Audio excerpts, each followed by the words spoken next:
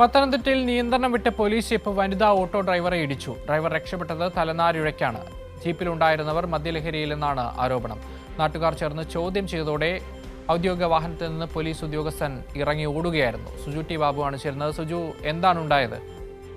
പക്ഷേ ഇന്ന് വൈകുന്നേരത്തോടാണ് പത്തനംതിട്ട ശ്രീവത്സം ഹോട്ടലിന് സമീപത്ത് സംഭവം ഉണ്ടാകുന്ന. ഈ പോലീസ് ഉദ്യോഗസ്ഥർ വാഹനത്തിലെത്തുന്നു. ഈ വനിതാ ഓട്ടോ ജീവനക്കാരെ ഇടിച്ചു തെറിപ്പിക്കേണ്ടതായിരുന്നു. തലനാരിഴയ്ക്കാണ് ഈ ജീവനക്കാരെ രക്ഷപ്പെടുന്നത്. പിന്നീട് ചോദ്യം ചെയ്യുമ്പോൾ ഈ ഉദ്യോഗസ്ഥരുടെ ഈ ഭാവത്തിൽ നിന്ന് മനസ്സിലാക്കുന്നത്, അല്ലെങ്കിൽ അവരുടെ ഭാഗത്തു നിന്ന് ജനങ്ങൾ പരാതി പറയുന്നത് ഇവർ ലഹരിയിലായിരുന്നു എന്നാണ്. ഇതോടെ വലിയ വിമർശനമാണ് പോലീസിനെതിരെ വരുന്നത്. പോലീസ് സംഘം തന്നെയാണ് ഇവരെ പിന്നീട് ഈ ഉദ്യോഗസ്ഥരെ മാറ്റിയത്.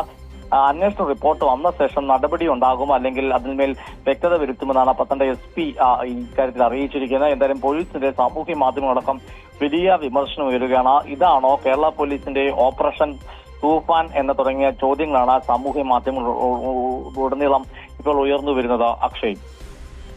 ശരി, സുജു ടി ബാബുവാണ് വിവരങ്ങൾ നൽകിയത്.